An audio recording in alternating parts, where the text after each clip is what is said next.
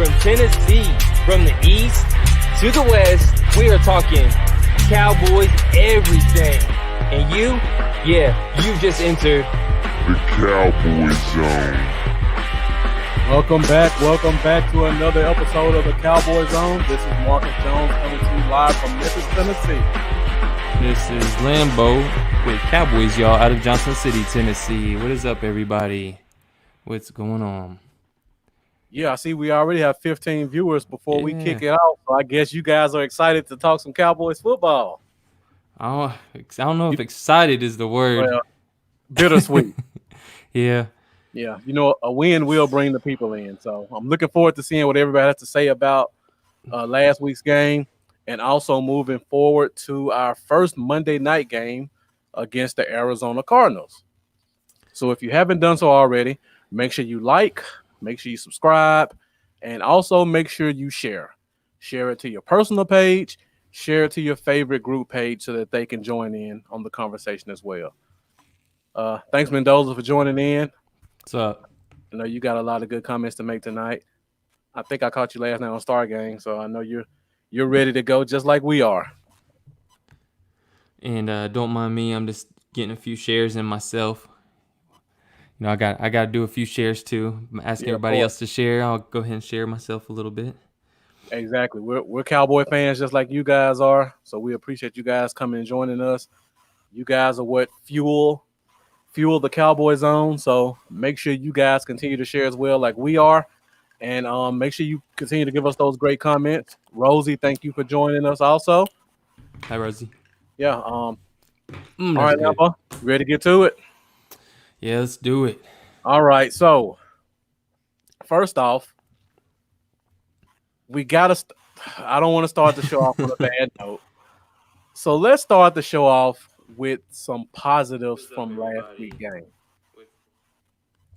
Since we won, we should have a few positives that we can talk about. Give me two positives.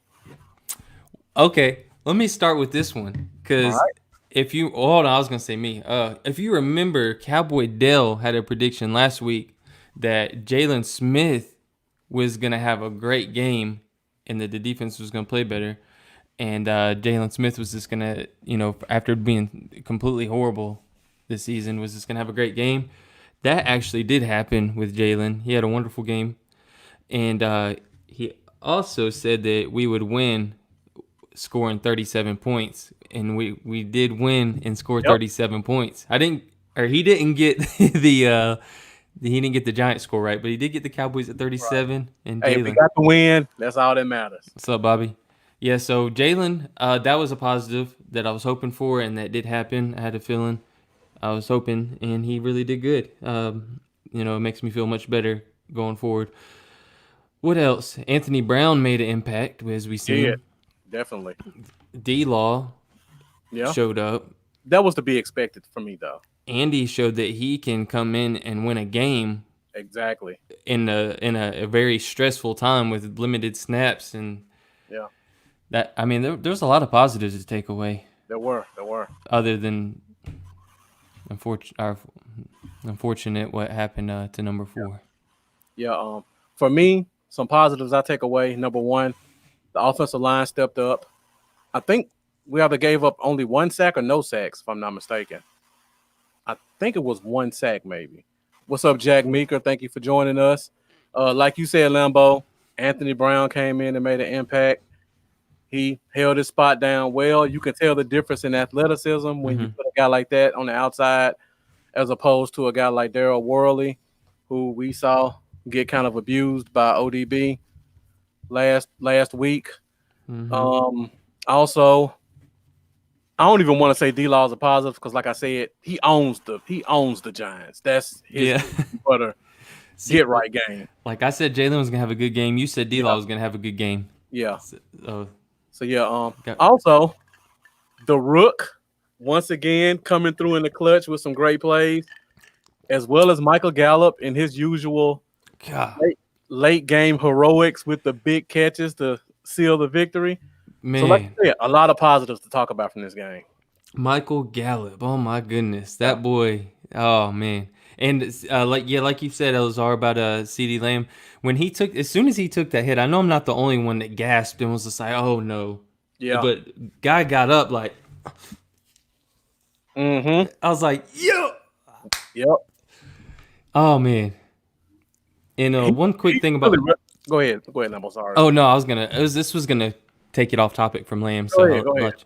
I was gonna say, and another thing about Gallup is just to touch on extremely quick. I know we got some tough decisions to make in a few years on him.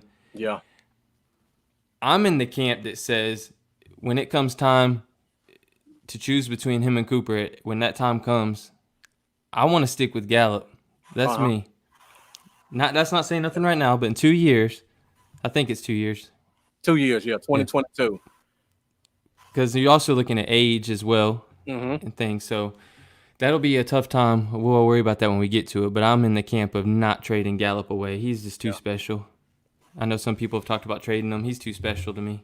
Yeah, he can definitely take a hit, Andre, and thank you for joining us. For sure. And the thing I like about Gallup, I've always said Gallup is a 1B receiver, but he's a great 1B receiver. Yeah. And it looks like we have a 1A in CeeDee Lamb. Oh, yeah. I mean, he's a rookie. He's a rookie, right. And the things he's doing as a rookie are pretty incredible so far. So, yeah, if you got a guy like CeeDee Lamb who can bounce to the outside and you still keep Gallup where he doesn't have to take those double coverages, and then you slide a guy like Cedric Wilson right into the slot position where he's already kind of shown us this year he's ready to take that next step. If we lost Cooper, that wouldn't be the worst thing in the world. We could still get by offensively. Yeah. And speaking of CD, he was the highest graded offensive Cowboy this week with a 91 grade. Yeah. And when we're talking about how special this guy is as a rookie, when you're talking about out of the slot, in the NFL out of the slot, he is first in receptions of 15 plus yards out of the slot. Out of every receiver in the slot this year, he's first in receptions of 15 plus yards. He's first in first down receptions, and he's first in receiving yards with 396 out of the slot. Yeah. So I mean, he's just incredible right now as a rookie. Jeff asked a great question. He asked, "Is Cooper a luxury piece?" I would actually say Lamb is the luxury piece. Yeah. And Coop, yeah, I would say Lamb is the luxury piece because you basically have a guy in the slot leading your team in receptions and yardage. That never happens for a good team. Most of the time when a team has their slot as the leading receiver, it's because it's almost out of necessity where they have to play from behind and the team is running zone and the slot just finds the zone. He's doing this in the first quarter. That's special for a slot guy. And he can play outside just as well as inside. And I'm looking forward to them finally sliding him outside more because I don't think we've seen it much. Yeah, not that I've noticed at least. Yeah. Not that I've noticed. All right, so Lambo, before we go into a little bit of the Dak talk, let's talk about some negatives from this game. Is there anything from this game that you saw that would worry you going forward into this week? Yeah. I'll tell you what's going to worry me going forward. Probably going to say the same one I'm saying. All right, so leading into this game against the Giants last week, we already had 3 defensive tackles that were in run grade run stop win grade. I'm saying that all messed up, but you know what I mean. Yeah. Their grade versus the run basically. We had 3 in the bottom 5 of the entire NFL in that category, which is horrible. The only one that wasn't in that bottom 5 was Tristan Hill, who's been really the only defensive tackle we've seen any flashes from this season. And he, I believe, is out for the season, isn't he? Tristan Hill? Yeah, or last I seen. Out. Yeah, so we just lost Tristan Hill, which that kind of went under the radar with the Dak situation. But yeah, Tristan Hill was the only productive defensive tackle really we had, and he's out for the year. Thanks for joining us too, Cole. You're not late to the party. You're right on time. The party doesn't start till Cole gets here. What's up, man? Yeah, he just came out here to East Tennessee too. He was at his anniversary. That's right. Not too far from me.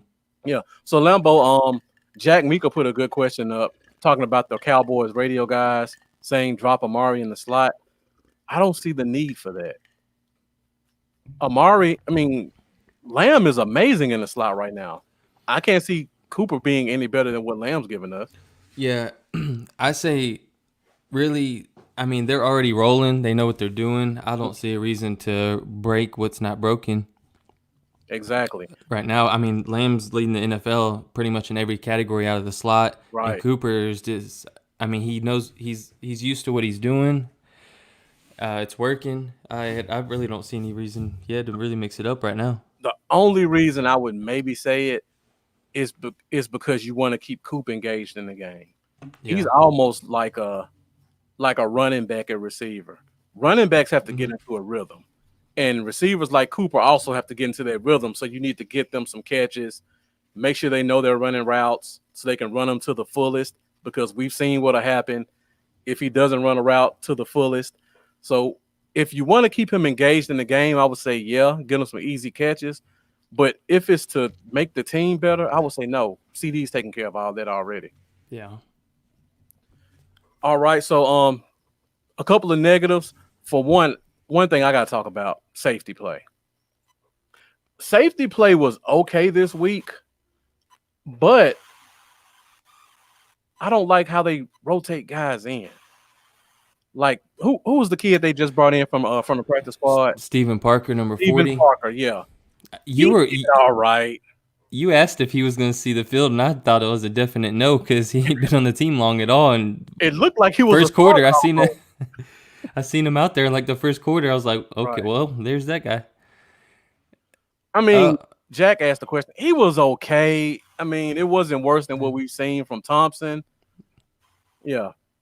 But I think I missed Mendoza's comment talking about R2 needs to see some reps. I think if you guys been following us the first couple of weeks, I said, let's give the young guy some time. He's moving to a new position. Going from safety to corner is very difficult. But now we're in week 5. I think the learning curve should be at a point where now we should see what he has. And we're talking Reggie Robinson, right? Reggie Robinson, Just right. for those wondering what that means, that's Reggie Robinson. Whether at corner or safety, I think it's time we need to see what he has. Strawberry lemonade's on point.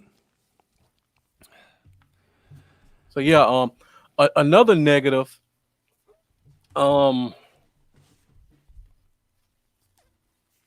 Tight end was a little more quiet than I expected this week. So I don't want to put high expectations on Dalton Schultz, but I felt like this was a game where the inside could have been manipulated a little bit better.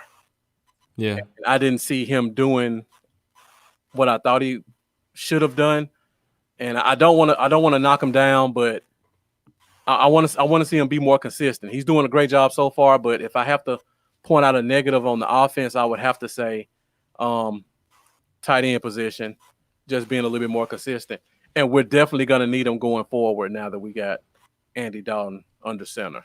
Yeah. Another negative is almost at this point, we don't really need to bring it up because it's every week, is Dontari Poe. Yeah. I know you've seen him just play patty cake with the offensive lineman and get shoved right on his ass. Yep. Like it was nothing. He's out there running. Looks like he's out there. Looks like he runs a 11.440. Jack, we're gonna get Jack and Cole. We're gonna get to your comments once we get the major storyline. So don't worry, I got you. Major storyline. All right. So before we leave this game, Lambo, talking about the Giants, and we're 15 minutes. It wasn't, to me, other than what we're going to talk about with Dak, there's not really a lot to talk about in this game for me. Other than the defense shouldn't have allowed them to score that many points. Yeah. Yeah, so. That's, we talked about the Giants, I think, scoring 3 touchdowns on the season leading up to the game, and then they put up 34 total points on us. That's crazy. Yep. And they hadn't scored they hadn't scored a touchdown the last 144 snaps, and then came right there on the opening drive and scored a touchdown. I think they only have 2 touchdowns for the year going into the game. Yeah, it was like 3. Yeah, 3 touchdowns. And Jack, like you said, stupid turnovers, of course. That's always going to be a issue we have to deal with. So yeah, I know we got to every time I think about this game, I think about Dak. And it kind of brings me down. I know you guys can kind of tell. I'm kind of hesitant to keep talking about this Giants game, but I guess we need to go ahead, Lambeau, move forward, get it out the way, so we can move ahead to the Cardinals. Yeah. So now we got to go on to Arizona, and we'll start off with our storylines.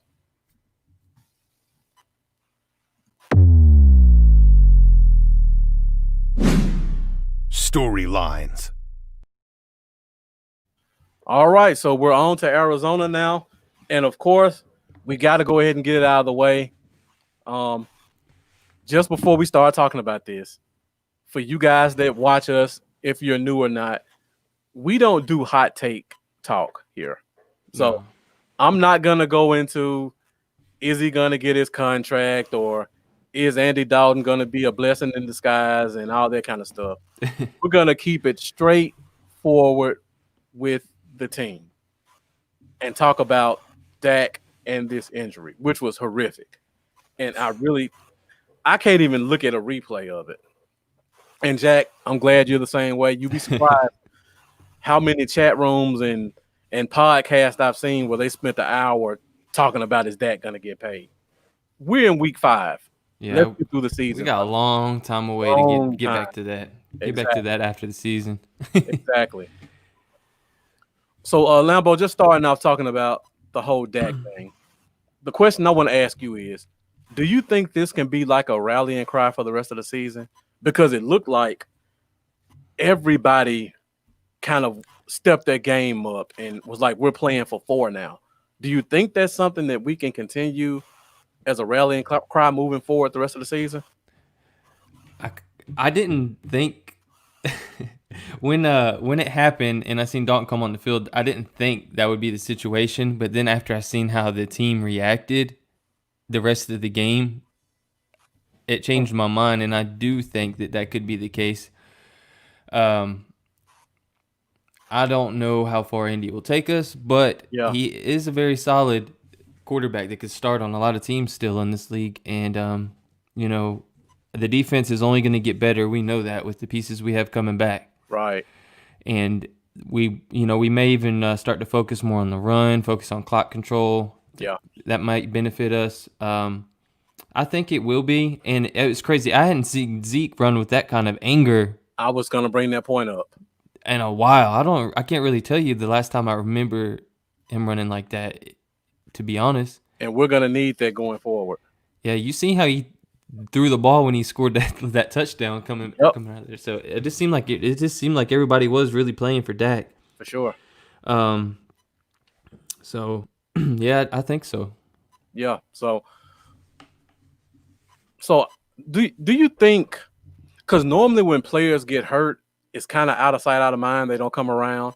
Do you think Dak will be different and he'll kind of come around the players a little bit more and maybe be on the sideline? Or do you think it'll be like the normal IR guys where we don't really see him much anymore? I was kind of wondering that myself. Like, I was thinking that I could see Dak being out there on the sideline, just the type of person he is. I feel like once he's able to walk without it affecting him and him being able to stand and stuff for a lengthy period of time, I feel like Dak would be out there, and I feel like he'd want to be out there with the team, just making sure everybody's motivated and trying to be a part of it in some way. Just the kind of person he is. I don't see him just watching from home for the rest of the season. Now, that's something no players do. Like, you rarely see players on the sideline when they're on IR. So he would really be doing something that we never see. Yeah. If anyone would be that guy, it would be him. Yeah, for sure. So let's talk about Andy Dalton. First of all, for all you guys who are joining us, if you go to the top of the comments, I put a link to my YouTube channel where I actually did a player breakdown of Andy Dalton and what he can bring to this offense. So if you guys get a chance, make sure you check that out. I think it's really good, and I think it's really accurate. I see a lot of people are kind of saying in the comments what I said in my video. Like, for example, Jack Meeker says he's a 3-step drop rhythm passer. Oh, thank you, Jack. I appreciate you watching it. For sure. If you go and watch Andy Dalton play, he's a 1-2-3, get the back foot, throw the ball. If you watched him with AJ Green, he always throws it to one-on-one coverage, which I like to see from a quarterback. Yeah, I do too. Have receivers this talented. Trust him, man. Trust Exactly. him. He's going to trust his receivers. He's going to take what the offense gives him. He's going to fool some people with his mobility because he's a little bit more mobile than people think. He's a little sneaky quick. He's sneaky quick, Yeah. exactly. He won't. I don't think the read. I think the read option may be gone, but I could see him sneaking a couple of first downs or some bootlegs or scrambling for 2 or 3 yards here and there. He's one of those quarterbacks that will piss teams off because they're not expecting that. Like fans of other teams, just like when we play like the Jets or something last year, and like Sam Darnold takes off, and we're like, "What? You're not supposed to let him run on you?" And it just makes you so mad. He's gonna do that to a few people and surprise some teams. The only fears I have with Andy Dalton, I don't think they'll affect us much, is arm strength. Now, if he can make that throw he made to Gallup throughout the rest of the season, I'll take it. He can make that throw all day, I think. Yeah. Anything under 50 yards, I don't think he's going to have a problem with it. Yeah. If we have to try to hit Gallup on a 50-yard play, it's going to be an issue. And if the coverage is tight, he has a problem fitting it in the tight windows. But I think our receivers are talented enough and get enough separation that we shouldn't have that problem that often. Yeah. Like Jeff said, he's a snap and tap quarterback. And I love quarterbacks like that. I know you guys heard me say this before. The only negative I have about Dak is holding the ball too long. Yeah. Andy Dalton does not do that. If I could take away a few negatives other than his fumble, I can't remember what exact route it was, but I know Cooper was running a shorter route on the right side. That was very close to being picked off. Yep. If you remember that one. And then there was a pass to Lamb that was a little bit shorter on the route side, like out or something. Can't remember exactly what it was, but it was about 3 yards. It was about 3 yards behind him. Remember, he had to turn all the way around. But, like I said, he ain't got a lot of work with the starters, I'm sure. And his throws that came after those were pretty spot on. So that's a good point, Cole. If you go back and watch some of those plays, because I watched about 5 or 6 AJ Green highlight plays, he had to stop and wait for the ball quite a bit and make a play on the ball. Anything that was over like 40 yards. So he didn't have a problem hitting them, but AJ Green was such a great talent that he made him look good quite often. And Jesus or Jesus Lawyer, I don't know which one it is, but thank you guys for joining us in Trash Talk Nation. Be sure to leave some comments. Let us know what you guys think about the game, the players, our upcoming rivals, and make sure you subscribe and tune in every week. And like Mendoza said, do what the Rams did that first game. Short plays, quick screens, stuff like that. And if anybody caught it a little while ago, the Dallas Cowboys page on all social networks was streaming a live show with Nate Newton and Shannon Gross and Brian Broaddus and George Teague. Yeah. And there was no audio. I saw that. And everybody in the comments was like, there's no audio. So I hit Teague up on the phone real quick and I texted him. I was like, hey, Teague, let them know y'all's audio ain't working. And the next thing you know, like 1 minute later, they go to a commercial, come back, and the audio's on. And Teague just told me, he said, I told him, hopefully it got worked out. So you're welcome, y'all, for being able to catch the rest of that live. Yeah. So Jack Mika put the question up about the .com guy saying move Amari to slot. They're underestimating CeeDee Lamb's route running ability. Lamb's a good route runner, and he's proven in the slot. I don't think you need a route runner in the slot like Amari, the way this offense is set. Amari needs to win his one-on-ones on the outside and stay involved in the game. So, yeah. Cole, good point. Talks about seeing Tony Pollard. And that was another point I was actually about to get into. great question, Cole, or comment. Lambo, do you think we see more Tony Pollard? Because Yeah. Dalton loved Giovanni Bernard in Cincinnati. Like he was almost like 1B running back at some points. Yeah, I know Bernard really got a lot of work when they kind of had like the thunder and lightning approach with what's his name? Fizzled out of the league pretty much. Hill, Jeremy Hill. Jeremy Hill, yeah. Yeah, for a while he was kind of like the pounder, and then they had Bernard on the just kind of more of a third down back and catching the ball out of the backfield a lot. Yeah, I could because I think we're going to depend a lot more. I think it's going to be more balanced than it has been. Therefore, Zeke's going to need some more breathers as well, which is also going to create more opportunities for Pollard on the field. Yeah, I'm with you, Mendoza. I don't really keep up with stats like that, but watching the games, he's always open. So he's doing something right. Yeah, and Alex Queller, thank you for joining us. It's off topic, but it just says how great of a player and a person Dak is. I mean, if you go back and watch, Jason Garrett was on the field before Mike McCarthy was on the field.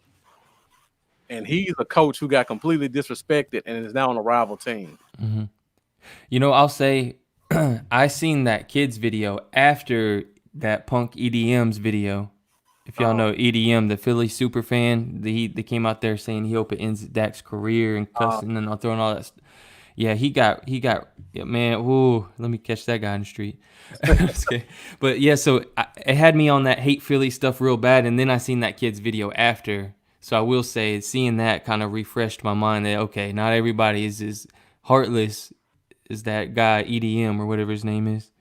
Yeah, for sure. So that was awesome seeing that kid do that or say that stuff. All right, Jack, I'm going to get to your question in a minute. Let me go back up and find a question from before. I know you guys asked a bunch of good questions. I want to try to get to them. So another storyline, of course, Tristan Hill is now out. And Andre asked the question, will we be rotating Crawford and Griffin at 3 tech and also Alden? To be honest, Andre, I don't know what the hell the plan is at 3 tech right now. I mean, all we got left are 2 big 1 techniques in Woods and Poe. And then we have Crawford, who I still feel is an undersized D tackle. And some Gallimore.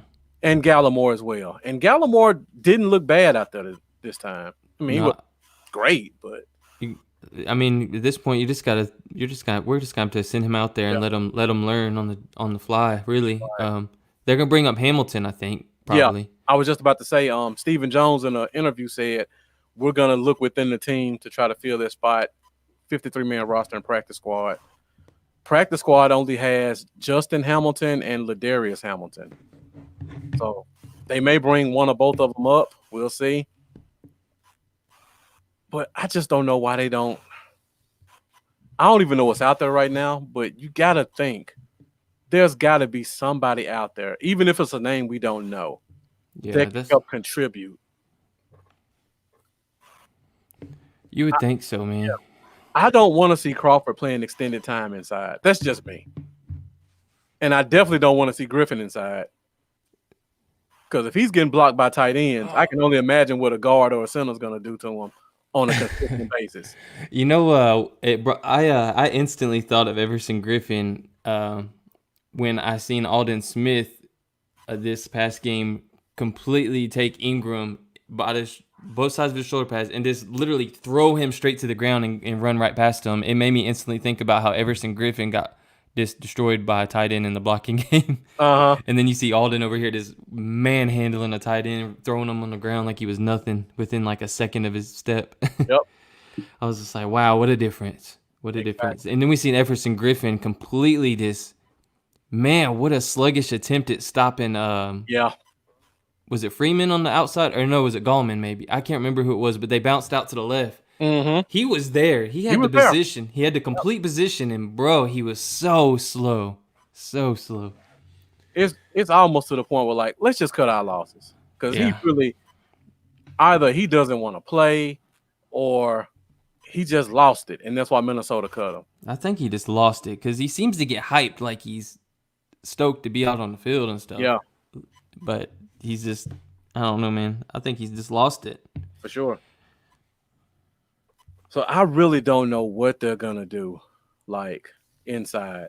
So we'll all find out together on Monday night what happens and what it looks like. I'll tell you one thing that Chase Edmund and Drake will probably look like Pro Bowlers by the time the game's over. Those are two good names too, Mendoza. I always like Mr. Big Stuff, Marcel Darius. And Brandon Mebane is another big body, and he's always been a high motor guy. So you can always use a guy like that. Yeah, and like Alex said, sometimes a player unknown becomes a fan favorite right off the bat. So yeah, Jesus or Jesus, give us some phonetics in the comments. Thanks, man. I don't want to pronounce your name wrong. Let us know if it's Jesus or Jesus. I appreciate that. Thanks, man. Yeah, we try to compete with the big guys as much as we can. Just a little small operation with 2 Cowboy fans. So yeah, so another storyline, we may have a couple guys coming back. The Wolf Hunter was taken off of IR last week, and there was talk he may be available last week, but now he didn't play, and he gets a full another 8 days because it's a Monday night game. Yeah. So we may see the Wolf Hunter this Monday night against the Cardinals. Please. Please, please, please. I hope so, man. And what's it looking like with Awuzie? You heard anything on him yet? I haven't heard anything with Awuzie. I think just from the injury, he may need another week, but you never know.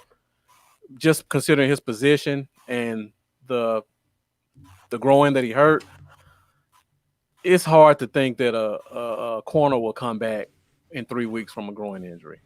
Yeah. Especially with the way he changes directions and stuff like that. So I think he may need another week. He may surprise us and come out, but I'm definitely excited about Wolf Hunter. Another storyline, just talking about that, we had some high pro football grades this week on the defensive side. Demarcus Lawrence had the highest. Yeah, and Jalen had a high score as well. Yeah, we needed both of them. I mean, they're both the highest 2 paid defensive players on our team, so it's about time we see them as the highest graded right in the game. And if you guys remember last week, I kind of talked about it. I said this game would really fit the strengths of Demarcus Lawrence and Jalen Smith because the Giants, of course, we know the coordinator. He's a very keep it in the box type guy. So Jalen doesn't have to worry about the misdirections and the drag routes and stuff like that. It's pretty much see and hit. And the Giants ran a lot of horrible looking screen passes where Jalen could just stay in one spot, watch the running back come out of the backfield, and as soon as he catches, he can just run full speed and pop him. It was a perfect storm for him. And then you got Demarcus Lawrence playing against his favorite team and playing against a rookie. He took full advantage of that matchup, and I'm glad to see it. Yeah, I completely agree with you there.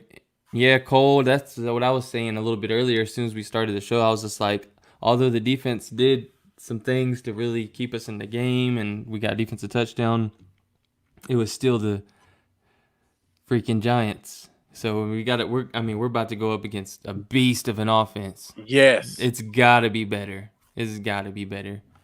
So a storyline with them is their best defensive player is going to be out this week. I was about to bring that up. Yeah. You beat me to it. Go ahead, talk about it. Oh, no, I'm glad you brought it up. I was just going to say the same thing. He's on a season-ending bicep surgery. He had a season-ending bicep surgery. We're talking about a guy that had 19 sacks last season. Right. So that's big for us, especially with our struggling O-line on these tackle positions. Yeah. Mendoza asked the question, where's Gifford at? I wish I knew. Yeah. I wish I knew. I ain't heard a peep about him, man. I hope at some point we start seeing more of these young guys get sprinkled in. I checked the weekly game summary, and he's still not getting any snaps. And I didn't even get to see Bernard this week. I don't remember seeing him on the field. I've seen a few flashes of him on the field, but I'm pretty sure it's special teams. Yeah. That's about the only time I noticed him. All right, Alex, I got the last name now, Cuellar. Jack Meeker, haven't heard any news about Sean Lee yet. I mean, I don't expect him to play this until week 8 at the least. I know my guy Tony Thomas likes to call him the best 8-game receiver in the league. So I'm expecting him to come back week 8 and give us a lot of quality snaps going into the rest of the year. So we'll just have to wait and see with him. At this point, every week he doesn't play is another week they don't have to pay him. So I wouldn't be shocked for them to just hold him out and hold down the fort as long as they can. Mendoza, like you said about Diggs, when you don't hear a guy in the secondary's name, that's usually a good thing. And this week, I think he did his job well. I watched a little bit of all 22. I think he may have gave up 1 or 2 catches, but other than that, whoever was on his side, he shut him down. Yeah. And he's going to need that because this week, he's going to see a monster. Going against right now the best rated receiver in the league. Hands down. Oh, man, that's a tough we got a real tough matchup. Me and you, if I'm thinking back right at the beginning of the season when we did our game predictions for the entire season, one by one, we had us losing this game. Yep, we did. That was with Dak, with Tyron, with Collins, full with LVE, with McCoy. Full high expectations. We still had them losing this game. With all the 13 guys on IR playing, we had them losing this game. So, well, Lambo, we'll save that for game predictions. We'll see how we feel about it now. Yeah. So, so in terms of storylines, I think that's pretty much it. We got Dalton coming in on Monday night. He doesn't have a good record on Monday Night Football. I think he's like 1-8 or something ridiculous like that. It's not good. And got a couple injuries we got to overcome, and we got some guys who need to step up. Before we talk about matchups, let's talk about that safety position because we talked about Steven Parker a little bit. And Cole says as long as he doesn't go over 100 yards on the TD, I call that a success. I would actually call that a success. If you remember, Cole, the last time we played him when he played for Houston, and he had that all-world play to end the game to kick that field goal, I think he had like 200 yards receiving and 2 touchdowns that game. He can just take a game over, and you know they're going to throw it to him. So 100 yards and a touchdown may actually be a blessing. Yeah. With him, I would take that. Yeah. So Jack Meeker said still didn't do too bad. Yeah, he played a good game. I don't think we only gave up 1 sack this game. So again, the Giants aren't juggernauts when it comes to the pass rush, and neither are the Cardinals. So this will be a good opportunity to stack 2 good offensive line games back to back before we go against a team like Washington, who we know is going to bring the heat with their front 4. So I see Carlos was right there with us, and I don't think I've seen this name before. So thank you for joining us as well. Be sure to be sure to keep leaving those great comments, and continue to follow us every Wednesday night at 8:30 Central Time. All right, Lambo. Any other storylines you want to go through before we talk about these key matchups? Storylines. I can't think of one off the top of my head, but I mean, in terms of Dallas, we pretty much hit it all, I think. Yeah, I think we got it all. Yeah. The only thing I could think about with the Cardinals, people forget about that that all-world safety / linebacker they drafted from Clemson. He's done nothing this year. What's his name again? It's slipping my mind. It's slipping my mind too, and I'm a Clemson fan. Oh, that's gonna drive me crazy. Yeah. It'll come back to me. Yeah, it'll come back to you. All right. So let's move on to the key matchups that we have to watch for this game. Key matchups. All right. So key matchups, to me, we got to start with the biggest one, and that is Deandre Nook Hopkins versus whatever receivers we try to throw at him. And we just talked about it. I think 100 yards and a touchdown would be a good game. Isaiah Simmons, thank you, Mendoza. I appreciate that. I don't know how we forgot that name. I know. I remember during the draft, I was scared. Well, I had mocked the Giants getting Andrew Thomas, so I got it right. Yeah. But I was still scared that they might just go against that and go ahead and just take the talent in Isaiah Simmons. I was terrified of it. Yeah. But they didn't. But yeah, we ain't really heard his name, have we? No, not at all. So, first key matchup, DeAndre Hopkins. I ask this question almost every week. Diggs has been getting some raw deals when it comes to top wide receivers. Like, other than the Giants game, you got Odell Beckham, you got Robert Woods and Cooper Kupp, then you got Julio, and now you got DeAndre Hopkins. Like, he's getting baptized by fire his first 5 games in the league. Yeah. So yeah. Do you let him follow Hopkins? They don't really do it, but I would. I mean, unless you want I know you don't. It's either that or Brown. It's going to be on him, or Worley. Well, let me ask you this question then. Which I don't want. Do you have any faith if we finally play it smart and bracket? Do you have any faith in our safeties being able to help them consistently? Not really, no. Okay. What do you guys think? Like, this is the one game where I would say a safety needs to go wherever Hopkins go. Do Absolutely. you guys have faith that our safeties can provide sufficient help to whatever corner or whatever side Hopkins is on? Because to be honest, and Mendoza says I would to an extent. And Cole, I'm with you. Let's keep baptizing them. Let them follow the best. The only way you'll get better is to go against the best. Mm-hmm. Just like when you go to the gym, you have to break your muscles down to build them back up. Yeah. He's got the mentality to not let it affect him too, I think. Yeah. I don't see Diggs as the type of guy that's going to get in his head and affect his play. I think it just makes him, a better player. Hold on, Lambo. I just won something. What'd you win? I'm doing an auction for some equipment, so I'm just trying to. Okay. I just won a raffle. It's nice. Yeah, there's got to be a safety over the top wherever he goes, man. I mean, completely focused on him.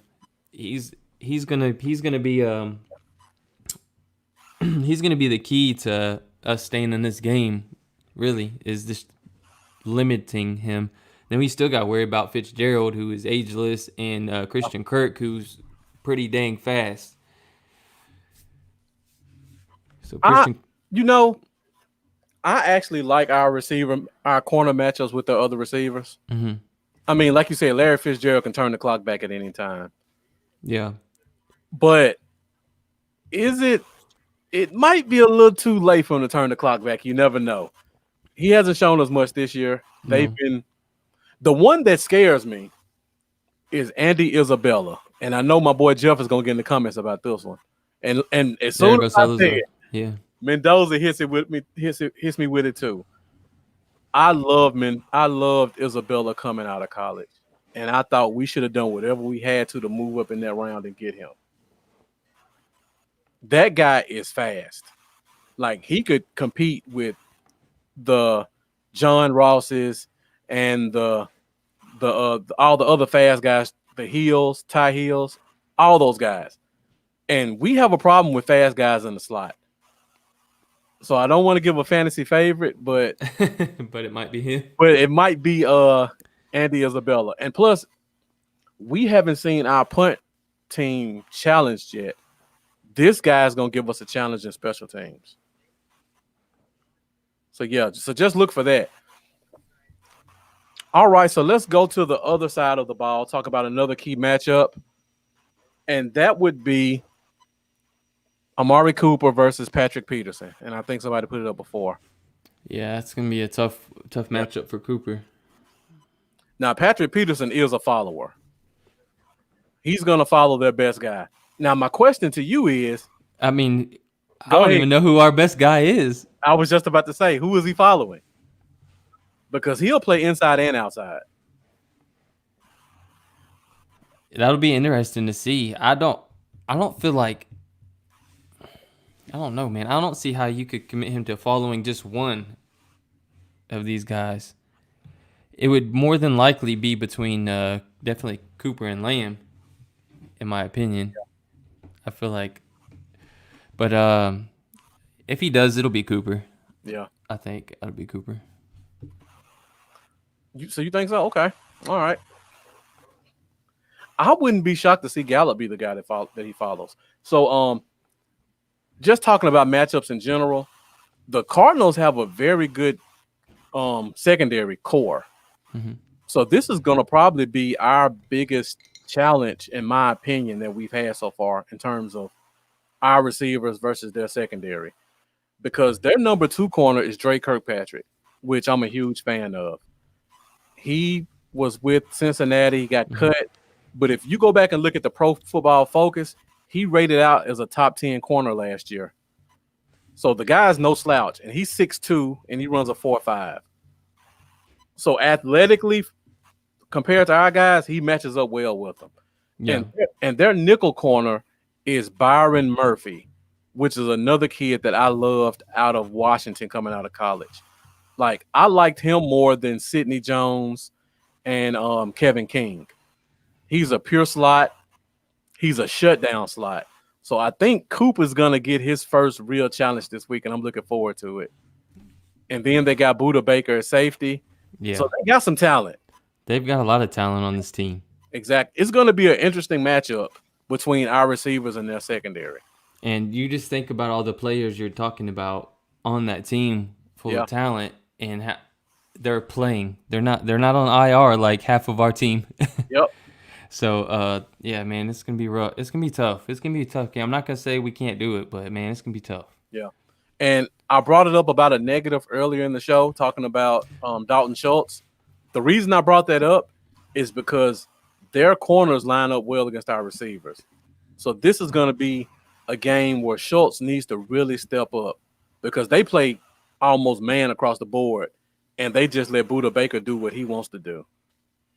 So it's going to be he's going to have a lot of one-on-one opportunities. So I hope he takes advantage of them.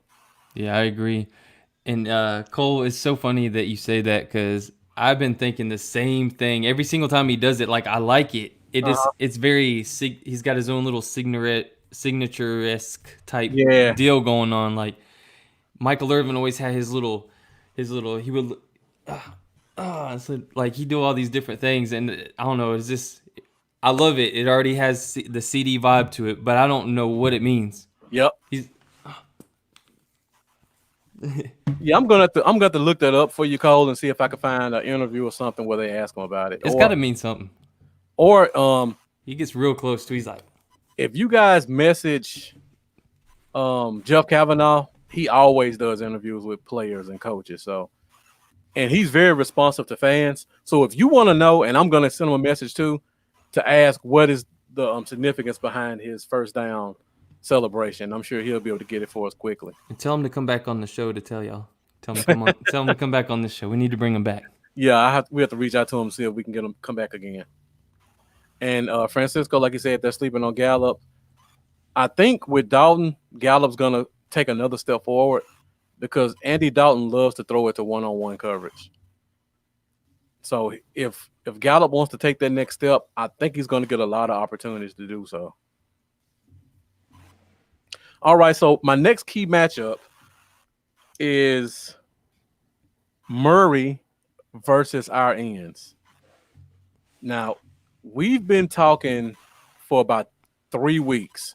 And Cole, we've had Jeff on before. We got to try to get him back again. He was our first, well, technically he was our second show ever. He was our first guest. He was our first guest. That's right. So that was a good way to kick off the Cowboy Zone with our first guest, having Jeff on. That was a good show. Yeah. If you go, I got it. We got it on our YouTubes. If you go all the way back to, you go back until you see with Jeff, the one that says Jeff Kavanaugh, and he does a hilarious Jerry Jones impersonation. Yeah, it's so funny, man. It's really good. So yeah, so back to Murray versus our ends. I know you guys have heard me say for weeks talking about how horrible we've been in contain. This week, they need to stay on their P's and their Q's because Murray will destroy us if we don't contain him. So I'm very interested to see how this game plays out. We've been doing bad in containing, and with Everson Griffin possibly playing more inside, maybe that means they give a guy like Bradley or 9 more opportunities on the outside, or they just take him off the outside in general, and whoever they bring in understands how to contain. Bradley now needs more snaps. Definitely. He needs more snaps. Like the very few that I've seen, he looked pretty explosive. I want to see more. Exactly. We got to start using this talent that we have. Yeah. Sure. All right, so the other matchup I want to talk about, I talked a little about Simmons versus Schultz. I think Simmons is going to play him a lot, man. So he has the opportunities to make some plays this game. And also, I want to talk about the coaches because that's going to be a big matchup. We got Mike Nolan going up against another young hotshot coach / offensive coordinator in Cliff Kingsbury. It didn't work out so well week 1 with the Rams. So he gets another opportunity to take on one of these young guns. Now, Kingsbury and Mike McCarthy. No, Kingsbury and the Rams coach are very close. They're like very close friends. So he's gonna pretty much sit him down and be like, this is what worked, this is what worked. They're probably gonna have their own little private film study just talking about that. So expect to see a lot of the stuff that the Rams did against us that worked this week. Also, Kingsbury was a quarterback for the Saints when Mike McCarthy was the Saints offensive coordinator at the same time. Yeah. So they got a little history. Yep. But yeah, we can't get our coach this game, Cole. And I said all that to lead into that. He's gonna see the same thing twice. This is his chance to say, okay, I've seen it. I've broken it down. This is how we stop it. I don't want to see that little slant and quick hitch crap torture us like Robert Woods did week 1. We got to nip that in the bud this week. Yeah, I agree. And yeah, enjoy it, Jeremy. See, you're hitting your first home Cowboys game. It's a feeling like no other, man. I mean, I know the crowd won't be exactly the same, so definitely make sure you go back again when there's 90,000+ in there. Yeah, and make sure you take a photo and tag us in it as well. Yeah, it's an experience like no other. I was first time I went to the stadium for a home game, I was tearing up. I ain't gonna lie. It's beautiful. It's awesome. Cole, I kind of get your point, but these guys are really, really close friends, and I'm sure they talk all the time. And it would actually be beneficial for the Rams if the Cardinals beat us, just for overall standings and stuff like that. So even though they're rival teams, coaches in the NFL are a little bit different than we think. It's not like it used to be where everybody hated everybody. It's more of a brotherhood now than it used to be. So I wouldn't be shocked to see or hear about those two guys kind of comparing notes with each other. It's electric. All right, Lambo, you got any matchups in this game that kind of stand out to you? Our offensive line as a whole versus their front. Well, there are 3-4 teams. I was supposed about the front three. Yeah. Because they've already came out. I can't remember who said it. Was it Patrick Peterson? They already came out and said that their key was to stop the run. I believe it was Peterson that said that. Yeah. Yeah, they said that they want to put the game on Andy. They want him to win through the air. They want to completely take Zeke out of this game, shut him down, and make Andy show them that he can beat them. So here's his chance. Yep. And Jeff says he thinks Peterson will follow Lamb. Sorry, I missed your comment. They were coming in kind of quick. I mean, I wouldn't be shocked to see it. Him staying in the slot, and then they do whatever they got to do on the outside guys. That would actually make sense to me. If he does, $20 million a year, Coop better be eating He better on somebody. Exactly. And I'm gonna be upset. And then Jeff follows that up with he would spy Jalen on Kyler Murray. I don't know if Jalen's ready for that, Jeff. I don't know about all that. Yeah. That's a different type of athlete right there. And Jalen's already kind of bad horizontal. Yeah, he has those little shutterbug legs. I'm worried about Kyler. I feel like anytime it's like a 3rd and 7, he's just gonna freaking take off for an easy first down every time. It's a nightmare I'm having. That's my fear as well. And like Mendoza said, this has to be a Zeke game. We have to control the ball.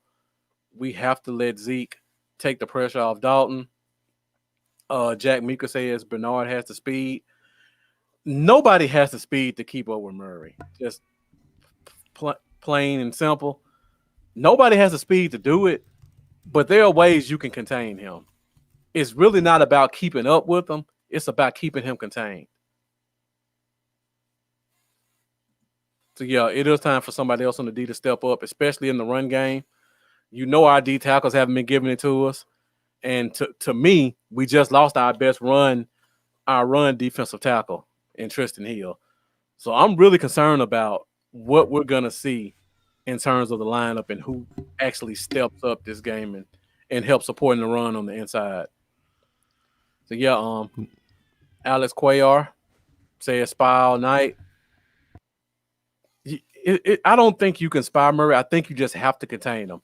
One thing about watching him play, I've watched him play about probably 5 games since he's been in the league. If you keep him in the pocket, he has problems because of his height. He almost relies heavily on getting outside the pocket to be able to see down the field or to make a move in open space and beat somebody. So I don't think you have to spy him. I think you just need to keep him inside of the pocket where he has trouble seeing. Yeah, he's like his real height is like 5'10" and a half. Yeah. Something like that. I think he listed at 5'11" or 6. Or he's listed at 5'11". But he's under 5'11". So yeah. I don't think spying him will do it. Like I said, contain. Keep him inside that tackle box. And if our ends are as good as we think they are, they should be able to win the matchups on the outside, and they should be able to do that. Just like Cole said, keep them in the pocket. And don't let that bootleg kill us. Stop the run. Yeah. So, yeah, last matchup I want to talk about, and I talked about it before, Andy Isabella versus Jordan Lewis. Again, I think this is going to be the matchup of the game, guys. As much as I like Hop, and I think he's a special player, that Isabella kid is fast. And our slot guys have problems with fast guys. Yeah, I'm not too confident in Jordan Lewis either on him. And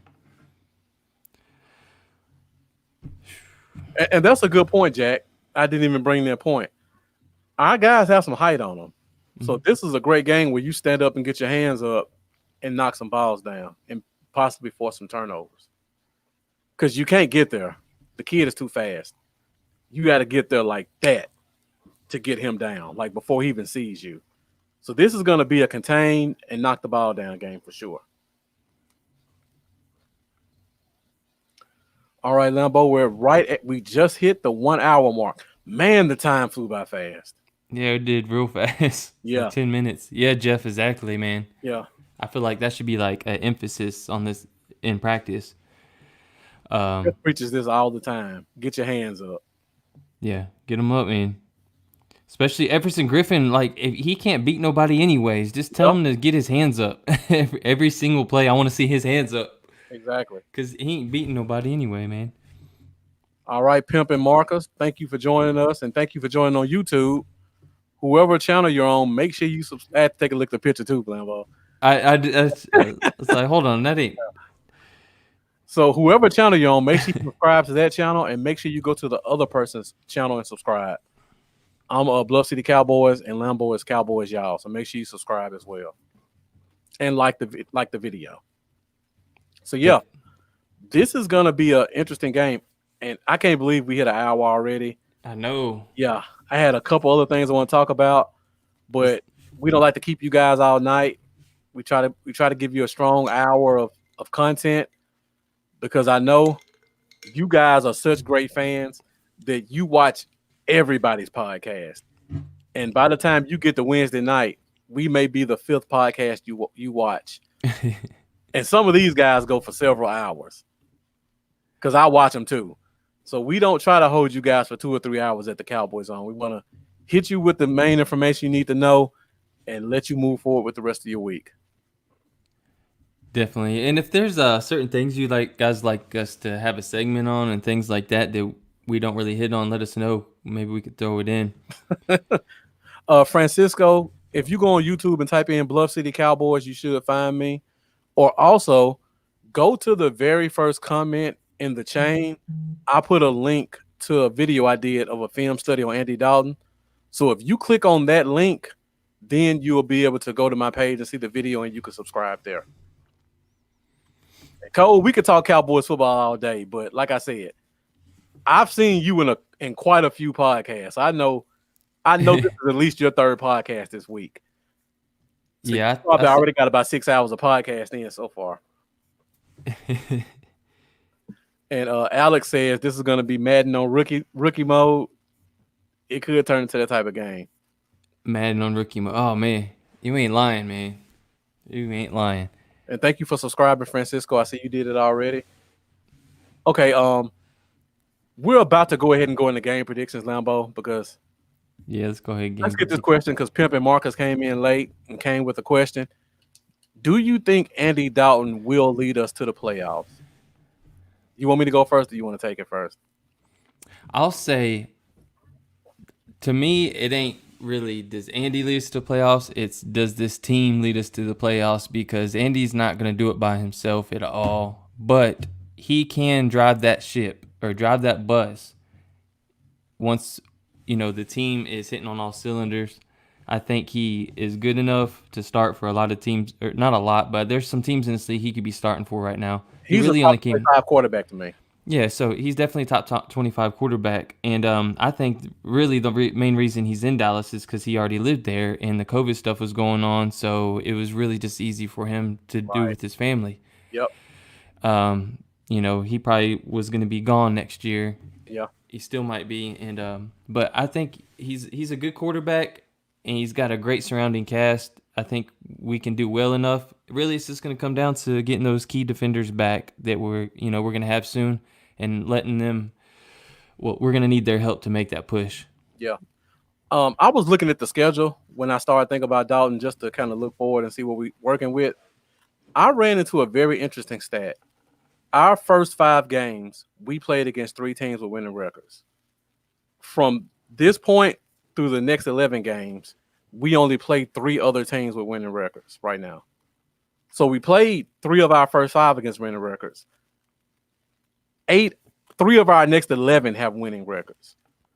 So we still have some chances to play some good teams. So, and when I say that, I kind of think, and this is me being optimistic as a Cowboy fan, are we really as terrible as we've looked, or did we just play far better teams? Because Seattle's undefeated. Cleveland's 4-1 and pulled off an impressive win against the Colts. Rams are looking good. The Rams are looking good. So are we really just a horrible team, or did we just play great teams? And I know the Giants are bad, but division games are always tight. It don't matter. It don't matter if we're 10-0 and they're 1-9 and we play them. It's always going to be a tight game with division. It's just the way it is. The only thing that makes me drop back to reality is the Falcons look horrible, and they almost beat us. Yeah, that's true. But I think we do have a chance, Marcus. We have a good chance to win this division and go to the playoffs, because we, other than Baltimore, Pittsburgh, and who's the third team with a winning record right now? name just escaped me. Ravens. I said Oh, you Baltimore, said Baltimore. Pittsburgh, and Niners don't have a winning record right now, do they? they don't have a winning record, right? They will by the time we play them. Once they get back going, they'll be tougher by the time they I get to said us. the Niners will have a down year this year, and I'm still sticking with it. They were scouted in the Super Bowl. They have no offense. Their whole offense runs off trickery. Yeah. Once teams figure out the tricks, you have nothing on offense. And Jimmy Garoppolo got pulled last week. Yeah, he did. Which, man, I wish I could find all those 49er trolls. The Dolphins. He got pulled against the Dolphins. Man. The Eagles had, 3 interceptions against them? Yeah. The offense is scouted. I know. I had so many 49er trolls. You wouldn't even believe. I think they shared my YouTube page to a 49ers fan group last year, and man, that fan base drove me freaking nuts. I wish I could find every single one of them right now. Pimp and Marcus came with a follow-up question. Let's take it one step at a time. I won't talk Super Bowl right now. Nah. Let's just take it 1 week at a time. Let's see what we have with Andy Dalton now. Let's go a couple of weeks, come back about week 10, and then we could talk about where we stand in terms of playoffs. And then by about week 14 or 15, then we can talk about, are we a legitimate Super Bowl contender? Right now, the door is open for us to make a playoff run. We only play 3 teams with winning records right now. That's it, Andre. We're a good, bad team. Good, bad? Yeah. We're the best bad team in the NFL. Exactly. And we still got help coming. Randy Gregory is coming back in 2 weeks. Wolf Hunter may come back this week. Cheeto may be back in a week or 2. So we got some guys coming back. And then soon we may upgrade to worst good team. Yeah, might be. And then we'll take it from there. Exactly. All right, so Lambo, let's go to one of our last 2 segments, and that is our game predictions. I know you guys like to comment on that. So I see Cole has already hit us with his game prediction. So the rest of you guys get in the comments and let us know your game predictions. Game prediction.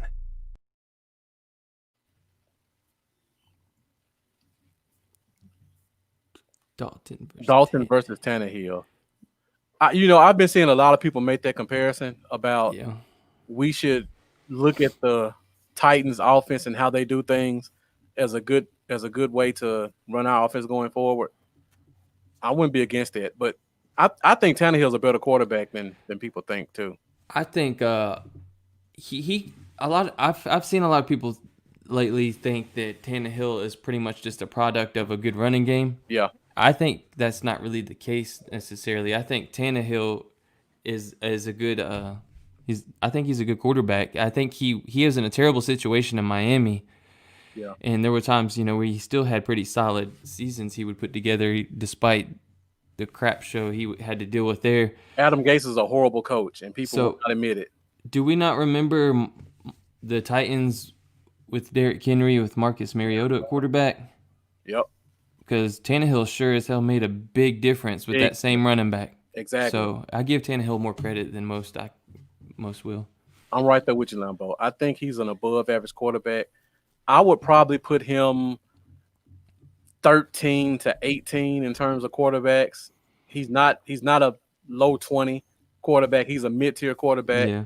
Good enough to win you some games and not lose them and make a couple of big throws when you need them. And I probably won't be able to find it in time, but I know it's somewhere close to these numbers. It was like something like over the past 14 regular season games as a starter, he had there it is. Wait. So Tannehill over the last 14 regular season games as the Titans starter, he has 36 total touchdowns to 6 interceptions. Yeah. That's not really just average, below average type play. So he's better than he gets credit for. I would describe him as a more athletic Nick Foles. Yeah, that's a good comparison. I've always liked Tannehill as a quarterback, even coming out of Texas A&M. Yeah. But he had to carry – I don't want to talk too much Tannehill, but he carried a stigma because he was a receiver in college. So when he came to the NFL, people tried to doubt him because they didn't think he could pick up on offense from a quarterback perspective. But the talent's always been there. Yeah. Thank you, Melissa, if you're watching right now for for retweeting the show. You usually don't get much Twitter engagement, so that's awesome. I appreciate that. Definitely. All right, so let's start off with some of these game predictions, and I'll go through a couple of these, and then Lambo and myself will go through ours and see if we changed our opinions from this offseason. So we start off with Cole, who came in very early in the show, 23-27. I'm assuming Dallas. Yeah, is it Dallas or is it Arizona, Cole? Yeah.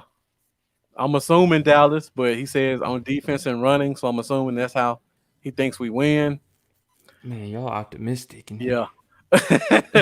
Lambo foreshadowing his prediction.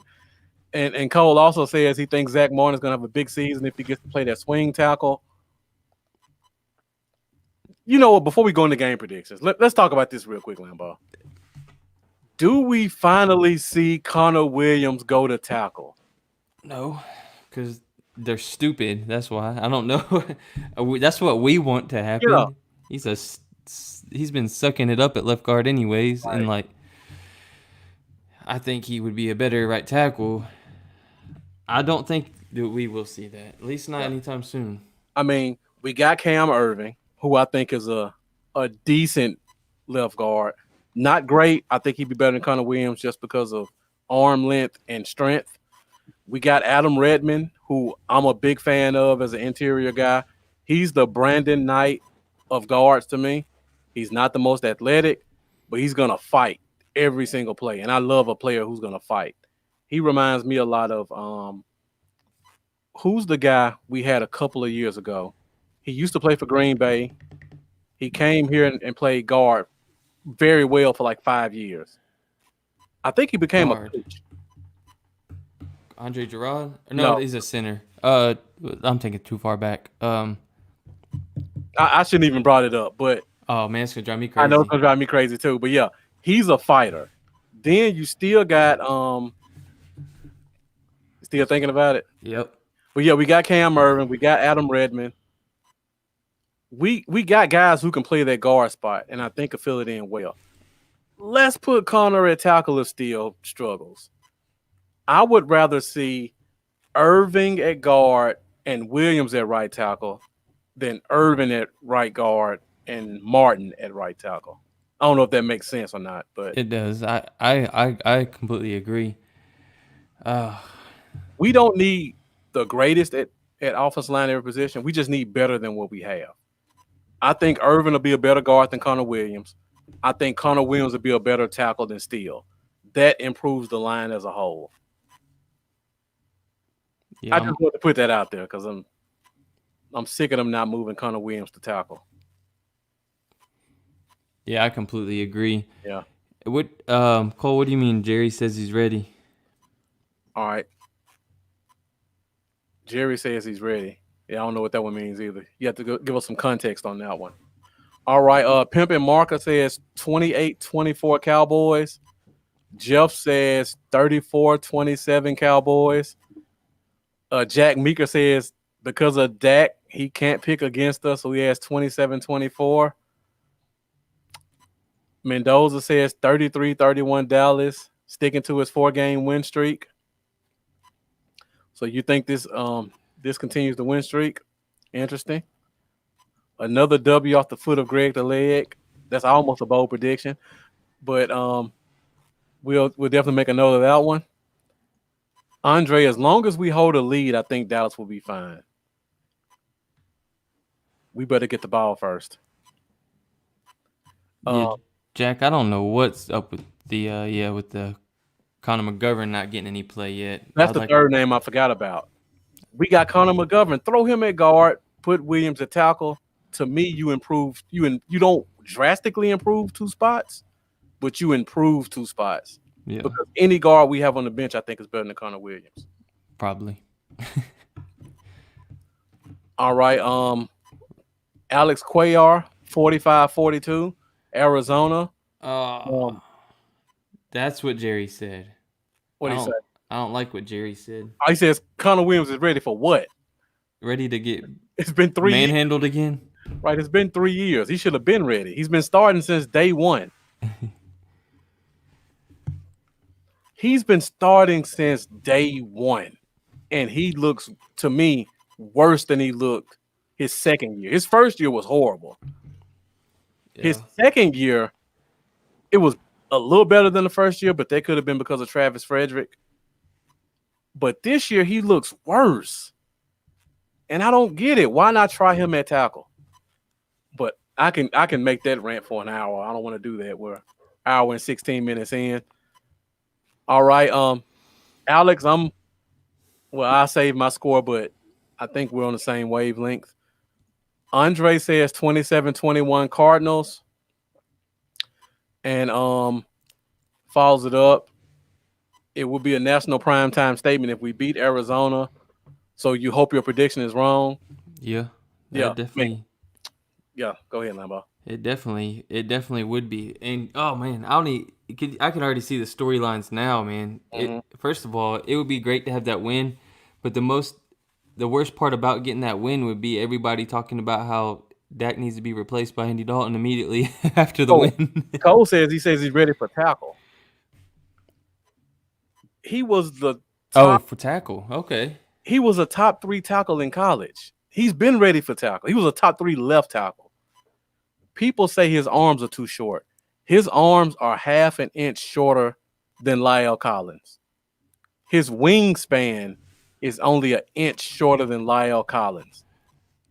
Are we really going to say a half an inch in arm length is going to prevent somebody from being a great left tackle? That's like this part of your finger. That's the difference in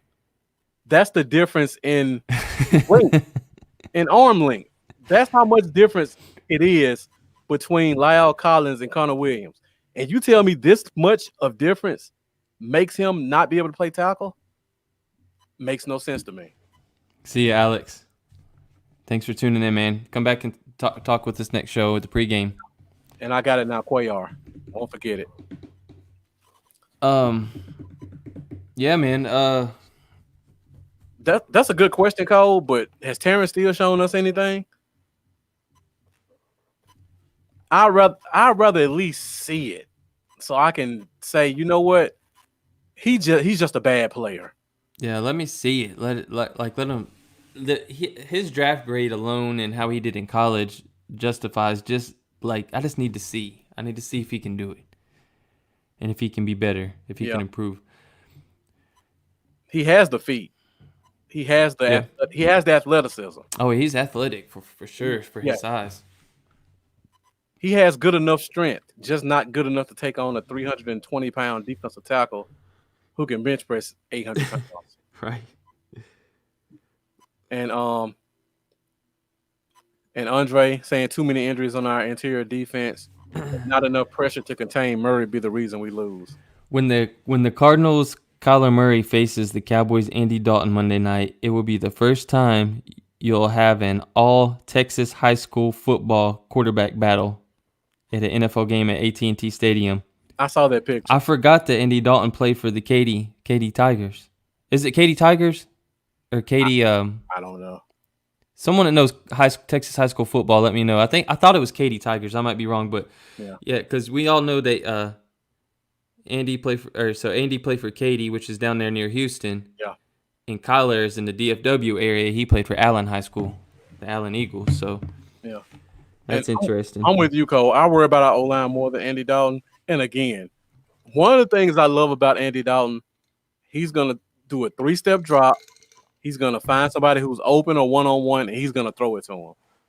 I think that's going to help our line out a little bit because Dak had a tendency to hold the ball a little bit longer. And another thing that we don't talk about, which I think will be a benefit, and this is just me speculating, I think that them bringing in another quarterback will allow some changes to be made to the offense. Because I feel like Dak and Kellen may have been a little too buddy-buddy. And Dak is just such a great guy. I don't think he really came in and said, this is not something we should run. I think Dak was more of a I trust you, Kellen. You were my mentor coming into the league. Yeah. Now you were my quarterback coach. You're my OC. I'm gonna trust your judgment that you're gonna put me in the right position. And I feel like with a guy like Andy Dalton, who's been in the league for a while, I think he'll be able to come in and say, you know what, this doesn't really work for me.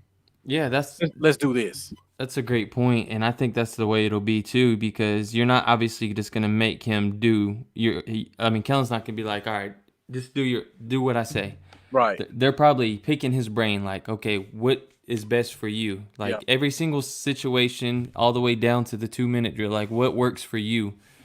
They're gonna have to change some things to his skill sets. Yeah. Now, and you were right about Katy Tigers. Good memory. Yeah, I thought it was Tigers. Now, you guys talk about Dink and Dak, which is a myth. I think you might see some Dink and Dalton. So just be on the lookout for that. Dalton is like I've been saying, if you watch the video, you'll see it. Back. 3-step drop, bam. 3-step drop, bam.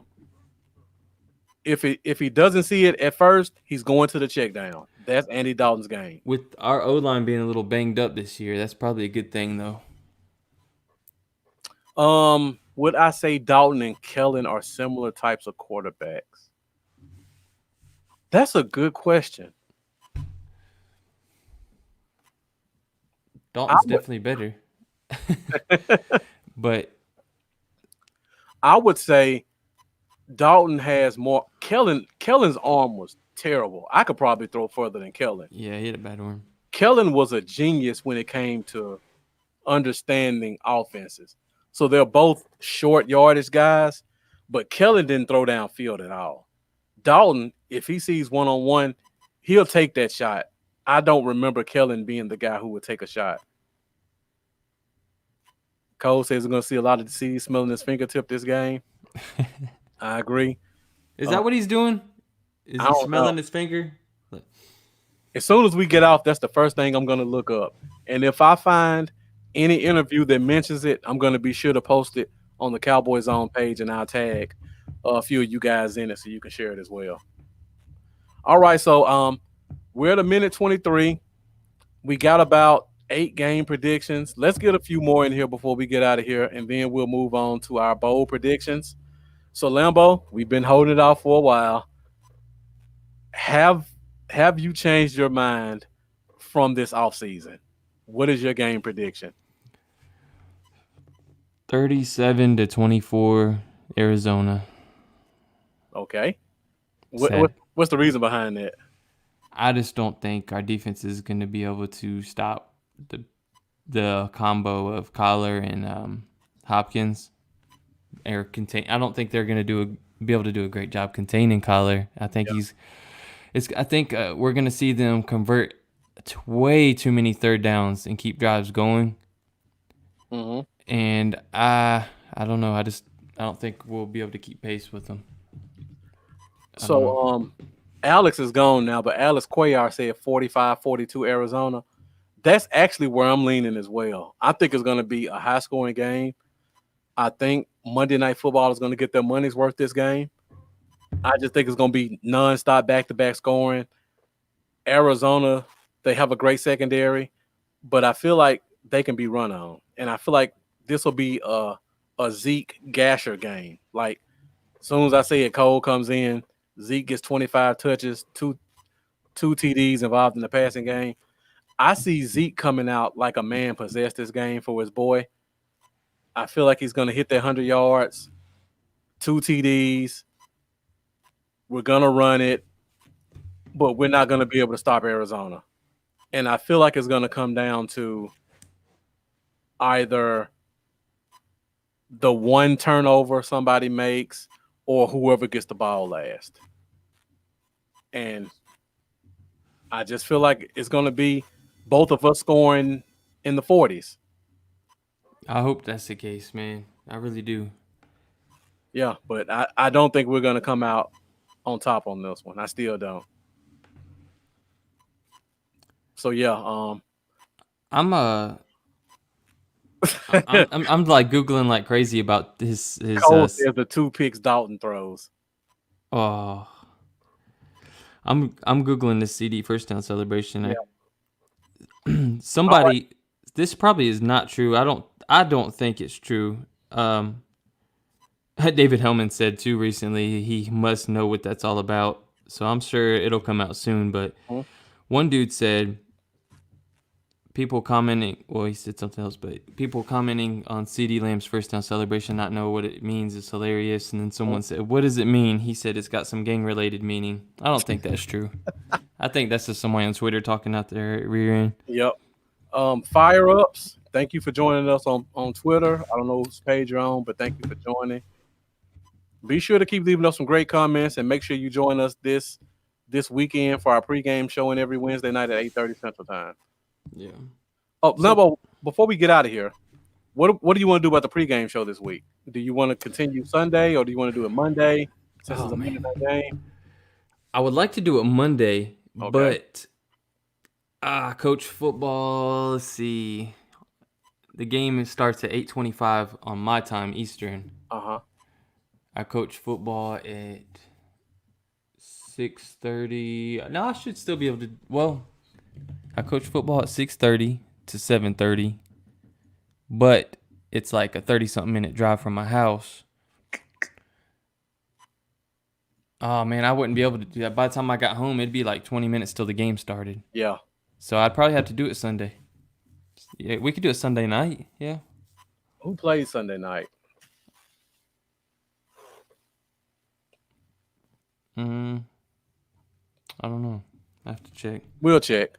We'll check. You don't want to do it early during the day, like 11 o'clock again, do you? I can if you want to. Whatever you think. I don't know. Cole said Sunday night during Sunday night football. It'd be sometime Sunday. Yeah. Sometime Sunday. But yeah, like Jeff says, I think this is going to be a game where Zeke has his coming out party, but I don't think it's going to be enough to get us over the hump. Yeah. That's a good point, Cole. Cowboys ain't playing, so who cares? Yeah, I honestly, I don't catch many games outside of the Cowboys games. I've always been like that. Like, Rams and Cardinals play, screw them. Yeah. I usually would just check in here and there or like check the highlights out of the games. Yeah. But usually I don't freaking have time to watch the other If games. the Niners play like they did against Miami, that game will be over with quickly anyway. Yeah. I'm hoping Mostert's back just for the fact that he's on my fantasy team and I'm struggling. He came back last week and had a good game. All right, we're at hour 28, so phone lines are open if anybody wants to join us. And we will go with our last segment of the night, and it's everyone's favorite, and that is bold predictions. Bold predictions.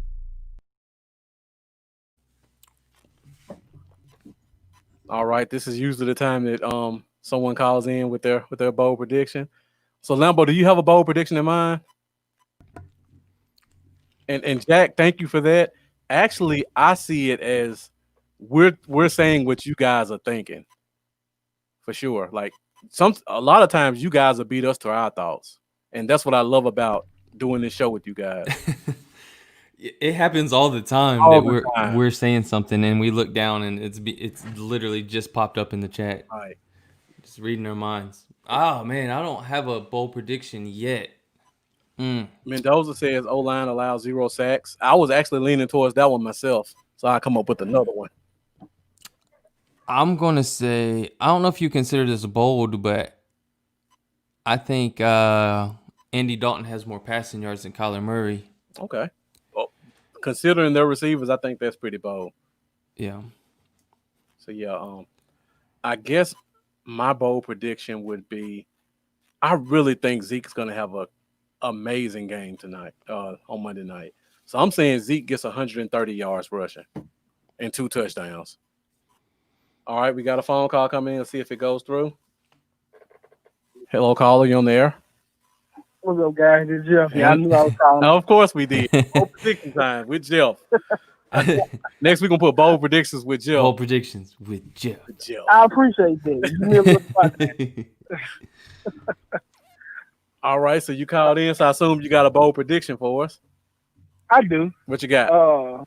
I'm gonna try to beat Lambo to us, and me and Lambo usually be along the same lines on our bold predictions. And I'm with you, Cole, on this one. I think Zeke really eats in fantasy. All right, sorry, Jeff. Go ahead.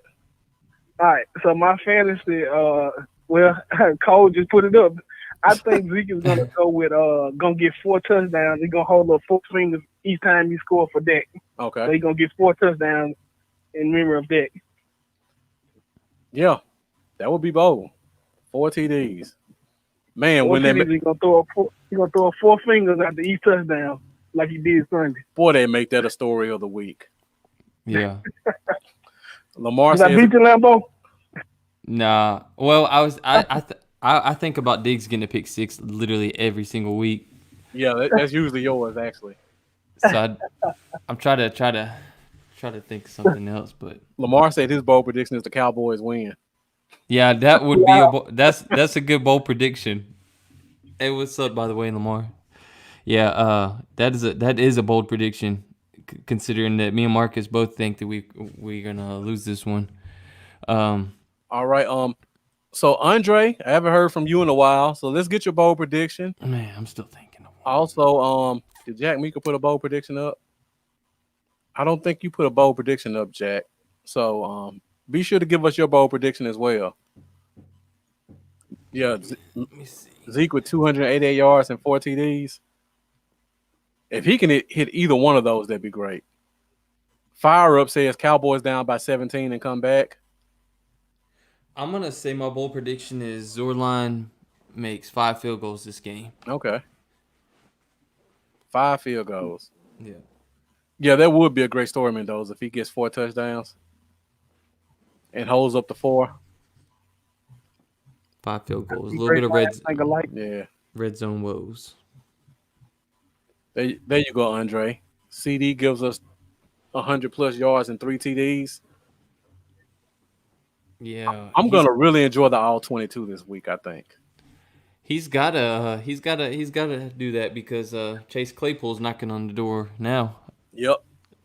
And another bold prediction, like I said before, I love Arizona's corners, and I love their safety. I feel like this is the game where Dalton Schultz can be the leading receiver, and I feel like he can get over 100 yards this week again. So that would be another bold prediction: 100 yards, 2 touchdowns for Dalton Schultz. Nice. Andy Dalton loves the tight end. He's made some tight ends in Cincinnati. Yeah. Yeah, Mendoza says there's Greg making 4. I don't see us kicking field goals this game, guys. I think it's going to be bombs away, back-to-back touchdowns. Yeah, Justin Jefferson's actually the highest graded. He's the only person that's graded higher than CD. Out of all the rookies, Justin Jefferson's graded first. Joe Burrow's graded second. CD's graded third out of every rookie in this class right now. So Jefferson's doing good. He kind of has really stepped in and placed a Diggs over there and took it running. You know what I love about what you just said, Cole? All 3 of those receivers are not on the Philadelphia Eagles team. Yeah. Here's what when we got CD and the Eagles fans lost their mind, the next thing that popped in my head was like, dang, they're still gonna get Justin Jefferson. Yep. And then as soon as the pick came in, I was like, damn, they're gonna get Justin Jefferson. And then they took Rager, and I just laughed. I laughed so hard. And Philly Madness even told us he was pissed when he seen Lamb and Jefferson go. Or not go. Jefferson was there. They passed on Jefferson. I didn't say this. I thought for sure they would get Claypool, though. Because their whole theme of the draft was we're going to get fast, athletic receivers. And he was by far the most athletic receiver in the draft. 6'4", 4.3 speed, 40-inch vertical. I was like, there's no way they let this kid pass by them. He was, I can't remember the exact intangibles, but he was like the only other wide receiver other than Calvin Johnson to be 6'5", 230 with that 4.3 speed. Right. Like they were the only 2 in history. So I was, whew.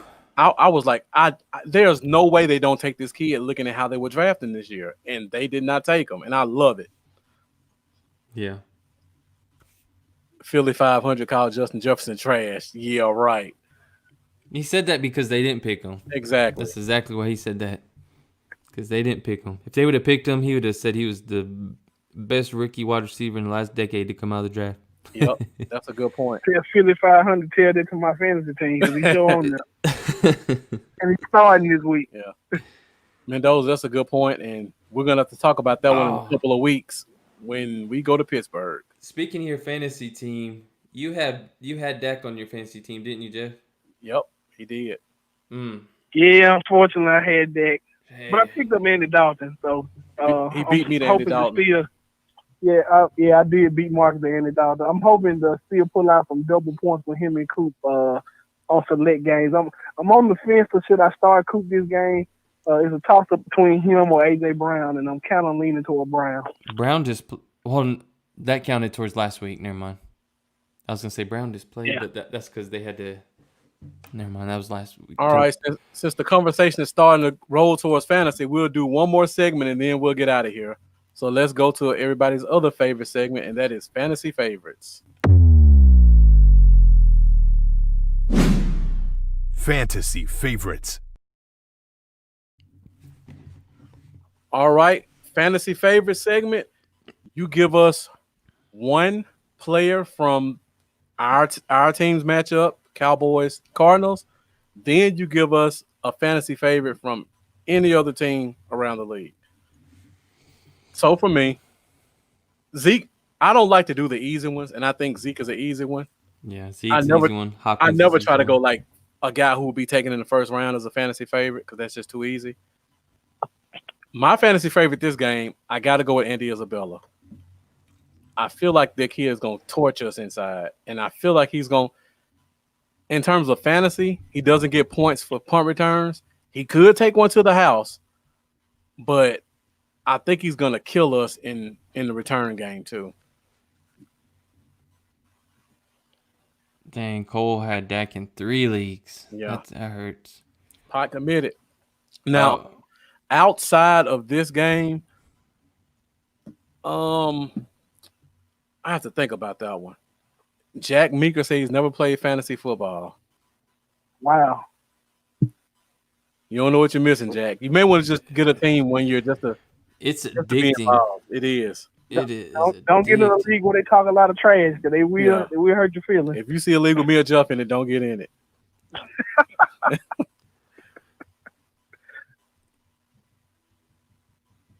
Yeah, it's fun. It's fun. It's especially fun this year because we have former Cowboy safety George Teague in our Cowboy Zone fantasy football league. And he's the biggest trash talker of them all. George Teague be out there talking trash like our name is T.O. It's fun. It's real fun having him in the league, man. It's real fun. Between him and Tuck, Tuck actually tags people on Twitter when he plays. Like he beat me this week. That's a good one, Mendoza. Fist magic against the Jets. You can never go wrong with the Jets. That's for sure. So, anybody else want to hop in with their fantasy favorite? Hey, before you go, Jeff. I do want to. Before you go, we haven't even talked about Chase Edmunds because he can be a wild card in this game. I don't have any faith in Drake, but Edmunds can be a real game changer coming out of the backfield. So I feel like Jalen had an easy week last week. This week he gets a challenge because Edmunds can run some routes out of the backfield. He's an explosive player. All right, Jeff. I'm sorry. Go ahead. Get your fantasy favorite. The ship is sailed on Drake. Edmunds will be the starting running back in Arizona real soon. Yeah, I was gonna say Edmunds, but he will get the bulk of the receptions and whatnot. But we have a horrible run defense who just lost the best defensive tackle on the team, at least this year, in my opinion. And Drake still gets the bulk of the carries. I think he had 18 last week to Chase Edmonds having like somewhere between 3 to 6 carries. But Edmonds still had like 20 fantasy points too. He did. I just have this weird feeling that's what happens though. Like A guy that just averaged 3.3 yards a carry last week is going to go against us and average like 6.5 a carry. Yeah. I'm going to say Drake. I'm going to say he blows things back up. He's a really fast dude. He is. And if we give him some huge lanes, man, I'm gonna say a surprise one with Drake. Even though it looks like he's about to lose his job, I'm still gonna say Drake. All right, you got one for outside the this game? I definitely do. Okay, who you got? Alexander Madison. Okay. Vikings running back. They're I got Dalvin Cook and he hurt. Yeah, so they're going up against Atlanta this week. Yep. Who's 29th against running backs in fantasy. So one of the worst against running backs. And Madison's got the workload. He's got the workload this week with Cook's injury. Yep. Jeff, did he take yours? Nah. All right, go ahead, Jeff. Like I said, that hurt because I got Dalvin Cook in the league. Anyway, for our game, I'm going to do a sneaky fantasy favorite, and I'm going to say Cedric Wilson has a big fantasy game. Okay. That's a receiver nobody will be expecting. I believe if he get in the game, he's a mismatch nightmare, and I believe he'll sneak a touchdown or two in. And for outside of this game, I got to go with on the same line sort of with Lamar Shep. I'm gonna go with Justin Jefferson. Okay. I think he's gonna have a big game. Thielen had a big game last week, so I think it's Jefferson's turn this week. Now, my favorite outside of this game, I'm going with the old man. I think Adrian Peterson turns back the clock this week and has a big game outside of our game. I think they came off the bye week. He had a week of rest. The job is his. I think he comes out and he runs wild against Jacksonville because their D-line is terrible. I watched Myles Gaskin and who did they play last week? They played Carolina last week, I believe. Mike Davis. I've seen them get destroyed by running backs. And I feel like this is going to be Peterson's week to get over 20 points. Now, is this your fantasy favorite, or is this just because he's on your fantasy team? No, this is my fantasy favorite. Okay, I got you. I do have him on 4 of my 5 teams, though. Really quick, where do y'all think Le'Veon Bell ends up? Rapping with Rico. You think someone like the Cardinals would hit him up?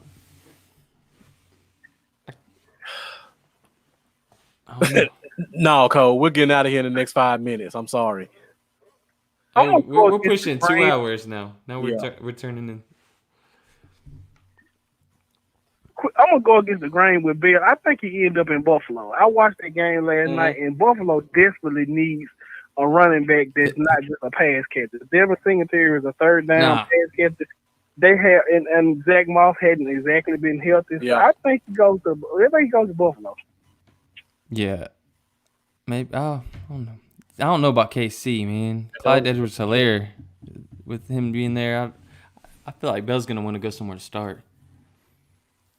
And I don't think he would start there. Yeah. Well, Cole, in terms of waiver wire,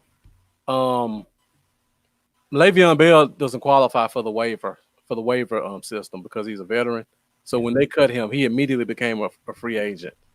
Now, it does take 24 hours before a team can pick him up and not have to pick up his contract. So we'll see what happens. But Jeff can tell you this. I think Le'Veon Bell is the biggest idiot to ever come through the league. And I just don't trust him as a person or a player. I think he was stupid when he was with the Steelers every year. I think he was stupid for not signing a deal. I think he was stupid for signing with the Jets. And I think he's going to be stupid enough not to sign with another team because he feels like he should be a top pay or running back. And he's not going to get it. And he thinks he's a rapper. So not a good one. Just plays against him, right? He can't even that fool can't even battle Cowboy Dale.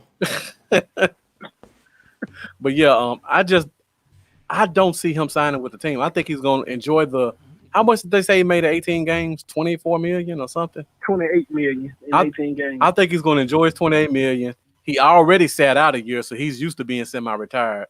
I think he just goes home and tweets about every time a running back has a bad game, I can come in and do better, but he won't play. Man, it is depressing thinking about how much money these guys got. Yep.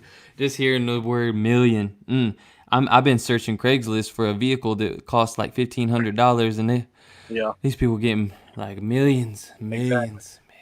Cole, Oh man, I don't think he cares about a ring. If he did, he would have stayed in Pittsburgh. that's true. And they offered him more than what he got with the Jets, which is the dumbest part about it. He thought he would get a better offer, and then he had to settle for the next best thing. Exactly. Andre says Patriots or Miami. I could maybe see Miami just because he wants to live down there, but he'd have one foot out the door. I don't think the Patriots would accept him. They just got burned with one former Steeler. They won't go through it again. And did everybody give their fantasy favorites in the game? Jeff, Lambeau? Yeah, we did. Okay. All right. So last topic before we get out of here. Francisco asked, what do we think about TP? Jeff, we'll let you go first before we let you go because we're about to get off the air. I'm assuming we're talking about Tony Pollard and his role going forward with the team. I would assume so. Okay. Well, piggybacking on what you said earlier, I think if we're comparing him with what Dalton likes to do, Dalton loved Giovanni Bernard as a swing back out of the backfield. I think Dalton will definitely utilize him. I think this may be what we see our two running backs in the backfield. 20 personnel. With Pollard coming out the back and we throwing some swing routes. I think we really utilized it with Dalton at quarterback. Okay. I agree with Cole. It's spelling Zeke. I agree with Cole. I think he gets 8 to 10 touches a game as well. I think he gets some touches with Zeke in the backfield with him. I think he gets a few more carries by himself in the games. I think, like you said, Andy Dalton likes to use his running backs a lot and how he likes to run an offense. So I feel like we're going to see his touches increase a little bit more, as well as Zeke's. Mm-hmm. Like you said, the Bernard 2.0. Yep. Oh, yeah, definitely. So let me ask you guys this question, then we'll let you go, Jeff. If it goes the way we think it's going to go and we see a lot more running backs catching the ball out of the backfield, which receiver does that affect? Cooper. You think it affects Coop? Yes. Okay. You don't think we fantasy purposes, I hope not, but I think Lamb is unguardable in the slot, so he's a mismatch against anybody. Yep. And anytime he has one-on-one with Gallup, he's going snap and tap. So I think, and then he loves tight ends, so I think the odd man out that effect will have to be Coop. Okay. Lambeau, you agree with that? Or you got somebody different in mind? Yeah, I can agree with that. I think a part of that is going to also be Peterson limiting Coop too, though. I watched a lot of footage on Dalton the past 3 days.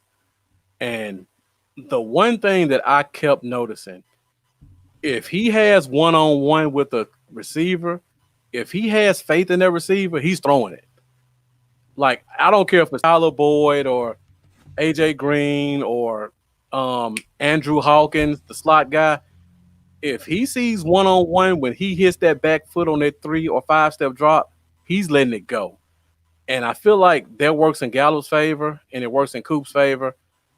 I feel like it's not going to work as much it works in Gallup and Lamb's favor. Mm-hmm. I feel like it's not going to work as much in Coop's favor. So I agree. I feel like Coop's going to get the short end of the stick going forward. And I hope that doesn't cause any problems because he looks uninterested sometimes. Yeah. In the game. Definitely.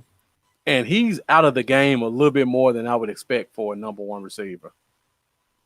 Yeah, it's been decreasing by the week. It has been. So, quick question then. Do y'all think that's because of health or is that $20 million be wasted? Well, they have shown that even Lamb's snaps have decreased week by week. I don't know. They say that's more not a knock on them, but more so just trying to find ways to get Wilson and Brown involved because they're playing very well also. And not burn them out because Yeah. rookies always hit that wall about week 12, and you don't want to overexert them. But yeah, like Mendoza said, Andy and Gallup.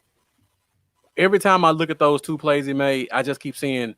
I saw about 15 AJ Green plays that looked exactly like that. Well, you know exactly what that did is it built trust. Mm-hmm. You know that.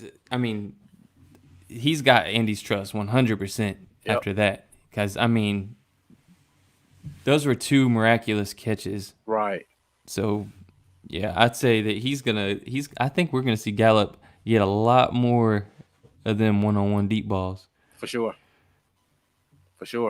All right, Jeff. Well, we're about to get out of here, so we're gonna let you go as well. Thank you for joining us. I know you were on the podcast talking for an hour and a half before we came on, so we appreciate you sticking with us for another 2 hours and also calling in to give us your feedback.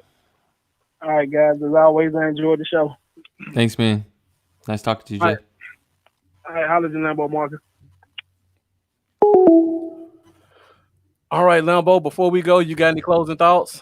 I see the comments are starting to kind of dry up, so if anybody else has one more comment or topic you want to talk about, let us know. If not, we're about to get out of here in a minute. So, Lambo, anything you want to talk about going into Sunday when we do the pregame show, or just about the game? I will say that going back, when Dak went down, in my mind, the whole Cowboy season was just over in my eyes, like at first. But I think I was just acting off emotion.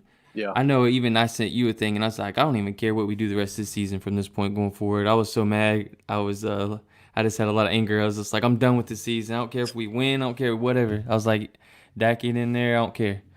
But I had to get that out.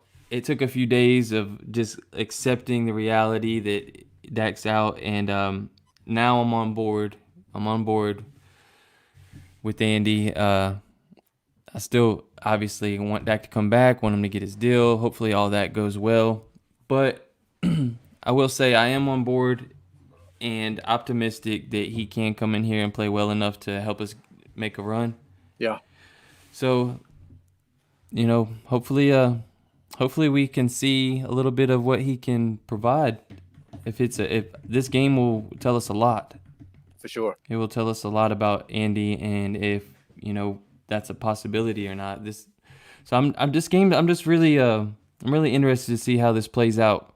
Even if we lose this game, we got an 806 call. Let's see who it is before we go. All right, caller, you on the air? Yes, sir. I'm a Dallas Cowboys fan myself. And who am I speaking with? Taylor Murray. Taylor Murray? Yes, sir. Have you been in the comments tonight, Taylor? Yes, sir. What's your name in the comments? Just Taylor. Okay. All right, you got a question or comment to get out before we get out of here? Yes, sir, I do. All right, what you got for us? I just want Dak Prescott back playing again so we can win some games and go to the Super Bowl. All right, too. Where are you calling us from, Taylor? Lubbock, Texas. Lubbock, Texas. Okay. Lubbock. Right in the backyard. I was born and raised in Dallas, Texas. Okay. So you've been a Cowboy fan your whole life? Yes, sir, I have. Okay. All right. And then I would like to meet Jerry Jones myself to tell him that I would like to be one of his managers. I think we all want to do that, Taylor. Yeah, that'd be awesome, man. Yeah, it would, because I like the Cowboys. Okay. Me too, man. All right. Thanks for calling in, Taylor. I've been to the tour in Dallas. Okay, you enjoy it? Yes, I did. But I really would like to meet the team, though. Not the fake team, but the real team. Yeah. I hear that, man. All right, So Taylor. if y'all can get a shout out for me to Des Prescott, would y'all mind doing that for me? A shout out to who? Des Prescott, for my prayers Oh. to him, for him to hit it up. You know what? Somebody made a post in one of the groups where they actually put an address. So if you want to send your own shout outs or your own well wishes, you can actually mail a letter to an address and it'll get to Dak. And if you can send me a message to the Cowboy Zone Yes, sir. page, I will forward sir. you that address so you can make sure you get your own personal shout out to Dak. Okay, because I'm special needs, Okay. and people make fun of me a whole lot when I was in high school. I'm sorry you had to go through that. Yeah, man. Yeah. People in school ain't cool. Ain't nice, man. Ain't nice. No. I dealt with that. I'll be honest. I dealt with that a lot. If y'all notice me looking around a lot to my left and my right and going like this and stuff, I have I'm legally blind on my left eye. I have a really bad lazy eye. Man, I got picked on in school for this a lot. So I really hide that a ton. So like, yeah, it's not cool, man, when people do that, man. But I have seizures too, and that's why people make fun of me for it's my seizures. yeah, Sorry you got to go through that, Taylor. yeah, don't be ashamed of who you are, man. There's just some mean people in the world, man, and you sound like a real cool person to me. Yeah, and you're part of the biggest family in the world, the Cowboys family. So if you have any problems, we always got your back. Thank you, and I do want Des Prescott back so we can go, so we can win so we can go to the Super Bowl. For sure. Me too. Taylor, I'm sorry, we got to let you go. We have to shut the show down so we can get out here within 2 hours.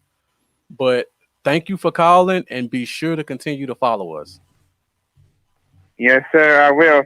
All right. Thanks. Have a good day, man. Y'all have a good blessed one. Oh, you too. Thank you. Prayers to you. You're welcome. Bye-bye. Bye-bye. All right, so we got to get out of here. We're at 157.